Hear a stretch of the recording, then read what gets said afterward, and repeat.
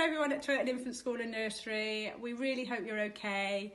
We're missing you and we hope to see you soon. But in the meantime, some of the teachers and other staff have decided to read a story for you, and we've chosen A Squash and a Squeeze, written by Donaldson, who wrote the Gruffalo, illustrated by Axel Scheffler, who did the illustrations in the Gruffalo. Here we go, A Squash and a Squeeze.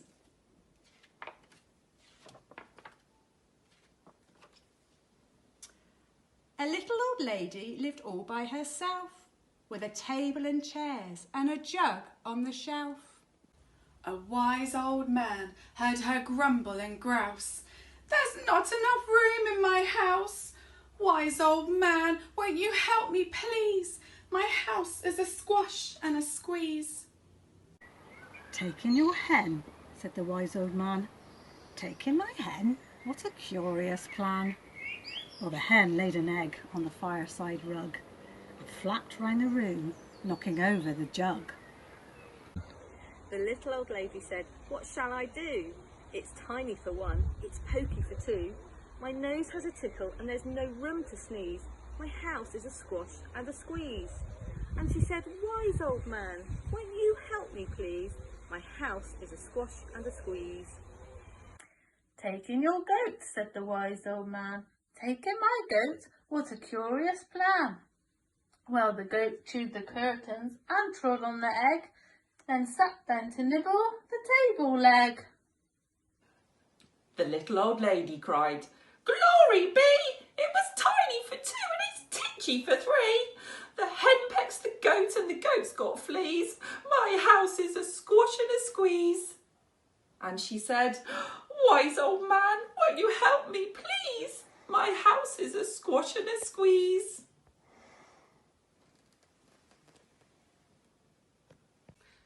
"Take in your pig," said the wise old man. "Take in my pig? What a curious plan." So she took in the pig, who kept chasing the hen and raiding the larder again and again.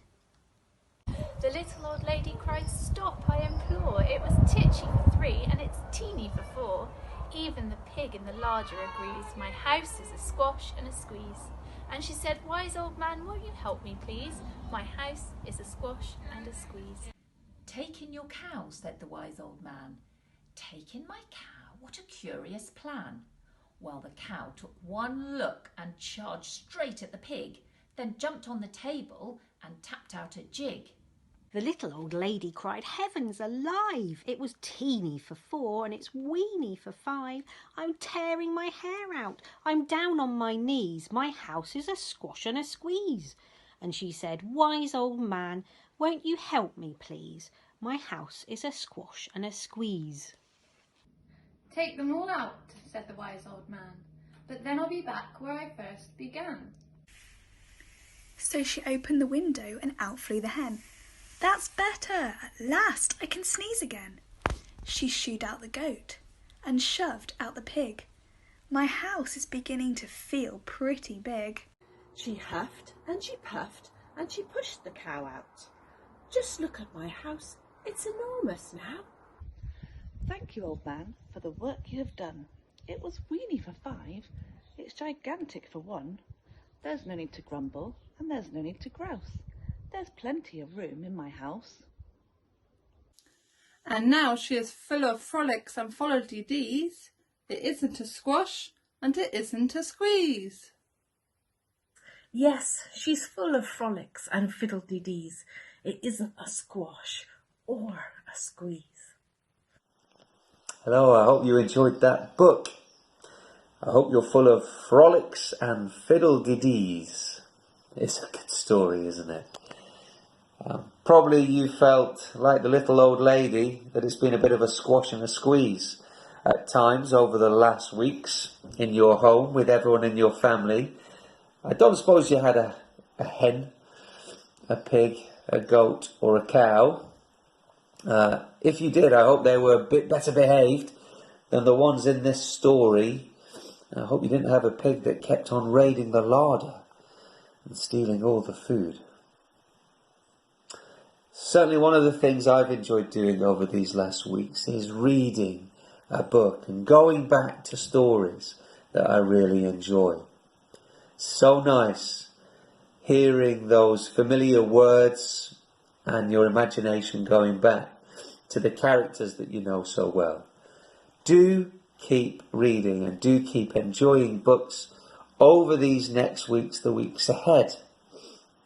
We are looking forward to seeing some of you back in school soon. We've got a few things to do to make sure that it's safe. We all know exactly what we are doing. But it's such a nice thought to know we'll be able to see you again in the school very soon. Until then, please do keep reading. Please do keep going through your home learning packs. We hope that you're enjoying the new books and the games that we sent home the last time.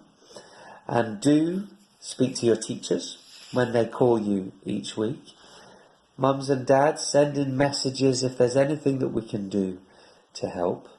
And watch out for more information coming soon on when you're going to come back to school and how we're going to do that.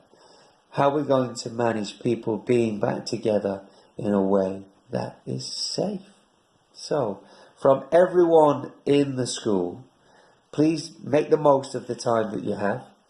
Do lots of reading. Do something kind for someone in your family. Do give them a squeeze, a hug. You can give people in your family a hug at the moment.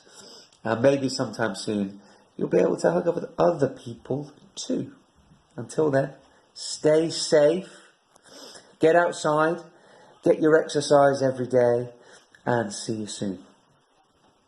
Goodbye from me and goodbye from everyone. Bye-bye.